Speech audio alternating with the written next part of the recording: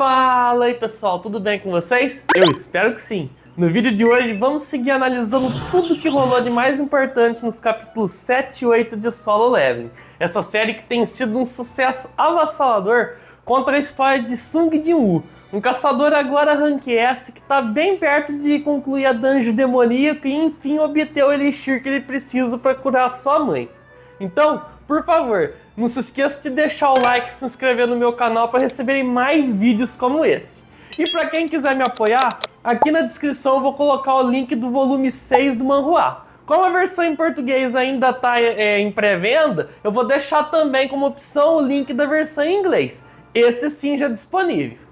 Dado o meu recado, não saiam daí, que depois da vinheta a gente continua.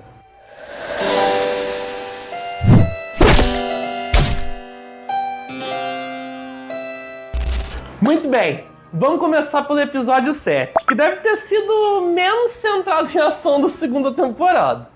Ele que adaptou dos capítulos 77 a 81, ele parte do ponto que o Sung ele chega na Associação dos Caçadores para sua reavaliação formal. O local, no entanto, estava tomado de jornalistas esperando pela coletiva da estrela Lee Min-sung. Mal sabiam eles que havia alguém ali bem mais interessante no momento. O Sung, lá no fundo, ele estava sem entender nada do que era aquele alvoroço. Seguindo, o Lee Min-sung, então ele faz o seu discurso e ele anuncia que havia despertado como caçador. Independente de qual fosse a avaliação, o garoto ele afirma que o seu destino era lutar em prol da população e por isso ele estava entrando para a guilda dos ceifadores. Mas que alma bondosa, não? Pena que na real isso era tudo uma farsa.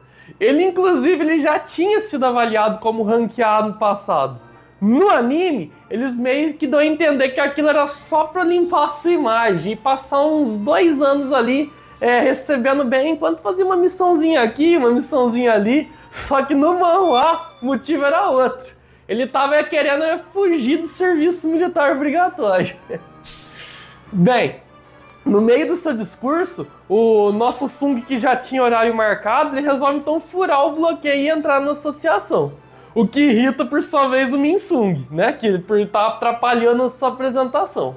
Apesar de segurança tentar o barrar e não dar ouvidos ao que ele dizia, o Sung ele consegue seguir em frente justamente porque o presidente Gan-hee ele aparece e o conduz pessoalmente, deixando o ator, inclusive, sem graça por estar fazendo a conferência antes do combinado. Toma!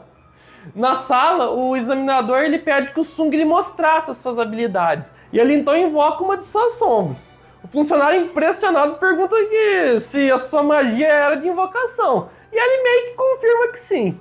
O presidente Gan-hee, que sabia que ele podia fazer bem mais que aquilo, ele pergunta se ele não estava ali escondendo nada, né? E o nosso protagonista, meio que obrigado a falar a verdade, ele invoca mais sombras. Agora sim, né? O poder que ele emanava dele era tão impressionante que até mesmo o Choi e o Baek, que estavam do lado de fora, ficaram espantados. A melhor parte foi o Sung falando que ele ainda podia invocar algumas centenas. Pouco, hein? Obviamente, ao término da avaliação, o nosso Sung ele ganha suas credenciais de caçador Rank S. E oficialmente ele havia sido registrado como um mago. Apesar de que, na verdade, ele também tinha habilidades de assassino. O que importava naquele momento para o Sung é que ele finalmente podia vender alguns de seus itens e se equipar com itens melhores, né, para ele poder ir para a dungeon demoníaca. Antes que o Choi e o Baek pudessem falar com ele, o protagonista ele descobriu então da pior forma que a imprensa estava empolvorosa lá do lado de fora ao saber que ele era o 10º caçador de Rank S da Coreia. O Lee Min-sung, nessa altura, já tinha sido completamente ignorado. Mas enfim, falando agora do Jin-ho, o anime ele corta para a cena dele contando ao seu pai que não conseguiu trazer o Sung para a guilda. Entretanto, é o Sung quem convida o garoto para formar uma guilda com ele, e no caso, seu vice-presidente. O velho fica bravo que seu filho cogitasse tomar uma decisão tão egoísta depois de ele ter dado uma chance dele assumir o comando. Mas a verdade é que o Jin-ho ele jamais ia falar não pro Jin-woo, e ele acaba então o contrariando. Com certeza haveria algumas consequências, né? Mais tarde, quando o Sung ele chega na casa de leilões, o seu objetivo era comprar itens com resistência a chamas. O responsável de fato lhe apresenta uma capa e um anel que o interessam, mas logo o garoto percebe o quão caro tudo era ali. O Sung, ele também tinha interesse em comprar novas adagas, entretanto, quando ele vai ver as opções, ele logo entende que, além de serem caríssimas, as que ele já tinha eram muito melhores que aquelas. Assim sendo, o protagonista mostra então uma das suas armas que ele havia comprado no mercado do sistema pelo preço de 2,8 milhões de gold. E pasme, o avaliador surpreendentemente revela que esse artigo valia uns 100 milhões. Vendo basicamente que ele estava rico, o Sung então pensa em vender os seus outros itens comprados na loja e resolve ficar com a orbe da avareza. Ainda bem, eu ia ficar bravo se ele vendesse um item tão legal que nem aquele. De volta para casa, a Dina estava uma fera para ele ter aparecido na TV sem dar nenhum aviso. O apartamento onde eles moravam teve cercado por repórteres o dia inteiro e a sua irmã simplesmente não estava conseguindo nem ir ao colégio. Quando a campainha toca, o Sung se depara que é com o Jin-ho batendo. E no caso ele estava pedindo abrigo na sua casa, afinal ele tinha sido expulso da sua. O Sung até deixa ele dormir lá e aproveita o gancho para falar que ia passar uma semana fora com seu amigo. No manhwa, entretanto, o Sung ele foi diferente, lá ele tava poucas ideias. Ele falou quando ele viu ele na porta que nem o conhecia, e ele foi obrigado a dormir num motel. À noite, então, enquanto eles dormiam, o Sung evoca suas sombras e ele coloca elas para vigiar a casa e proteger a sua irmã.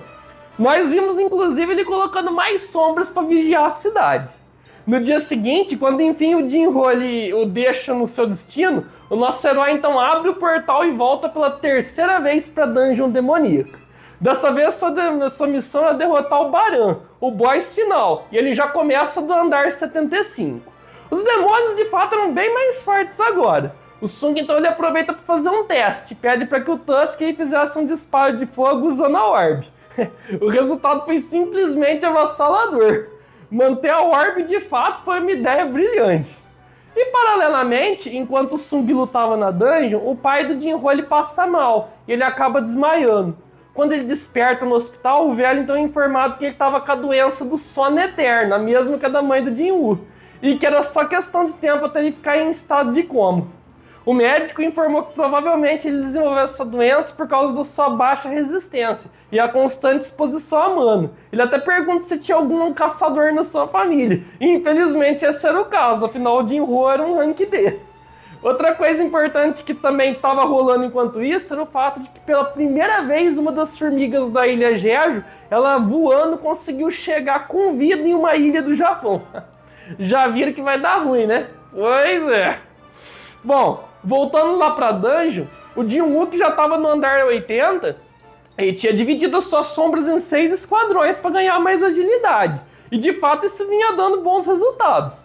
As únicas ordens que elas tinham recebido era derrotar qualquer inimigo que aparecesse e que se elas achassem a permissão para subir para o andar de cima, ele tinha que ser avisado imediatamente. Contudo, como a sua mana começa a cair, ele é obrigado a chamar suas sombras de volta. Ele observa que o grupo A dos orcs e o grupo B também tinham sido os únicos a sofrerem ataques. Porém, o pelotão do Tusk, que praticamente estava do lado, não. Possivelmente se tratava então de inimigos inteligentes e o próximo alvo devia ser o grupo do tank. Com isso já em mente, né, o nosso protagonista de maneira furtiva ele ficou espiando, até que enfim a causa dos problemas apareceu. Eram basicamente 3 cavaleiros demônios e um nobre, que estavam ali derrotando os ursos de gelo. O Sung vendo aquilo, ele então se torna visível e pessoalmente enfrenta cada um deles. Após com facilidade extrema eliminar cada um dos cavaleiros, o protagonista então ele se volta para o nobre e afirma que uma das suas dúvidas era justamente se os monstros mágicos sentiam medo. E a reação do seu oponente se tremendo basicamente só confirmava sua suspeita. E assim, a gente encerra então o episódio 7, com o protagonista botando terror. Mas calma que agora só melhora. Venham comigo que vocês não vão se arrepender. No episódio 8, que adaptou do 82 ao 87, o nobre demônio amedrontado de antes, ele se vê obrigado a reagir e parte pra cima do Song. Novamente, sem muito esforço, o protagonista facilmente ele consegue neutralizar o seu oponente. Porém, antes dele desferir o golpe final, para sua surpresa, o seu rival se entrega e clama por sua vida. Era apenas uma garota. O Sung, ao perceber que ela não era uma grande ameaça, poupa sua vida e lhe dá as costas. A garota, por sua vez, vê ali uma chance de atacar desprevenido e parte com a sua lâmina contra ele. Para sua infelicidade, a atrapalhadinha se dá mal novamente, pois não contava que o garoto tivesse uma sombra protegendo. Sem graça, ela mais uma vez implora então por sua vida, de novo. Agora um pouco menos complacente, né? O Sung lhe pergunta se ela sabia o paradeiro da permissão pro próximo andar. E por acaso ela revela que era o seu clã responsável pela guarda da permissão. Caso então ele poupasse a sua vida, ela não apenas ia entregar a atual, como também ela ia convencer os outros clãs de demônios a fazerem o mesmo. Após então confrontar a garota diretamente e olhar nos seus olhos, ele consegue então sentir firmeza nas suas palavras. E assim então o Sung ele lhe dá mais uma chance. Antes de seguir adiante, o Sung então pergunta quem era ela afinal. Ele descobre que aquela garota demônio chamada Esil era na verdade a primogênita do seu clã, Hadiro. Como estava mais interessado, no caso, em desvendar os mistérios sobre o sistema, o Jin-Woo indaga se ela não ouvia nenhuma voz na sua cabeça mandando matar humanos. A garota diz que, na verdade, a única coisa que os demônios ouviam era uma instrução para proteger aquele local. Após o Sung, então, começar a interrogá-la, o sistema ele começa a interferir e ela desmaia. Tudo que a gente conseguiu obter de informação foi que os demônios foram trazidos para lá e que antes eles estavam em guerra no seu próprio mundo. Do outro lado, na Associação dos Caçadores, começaram então a chegar as primeiras imagens da tragédia que foi causada pela formiga voadora que tinha chegado no Japão.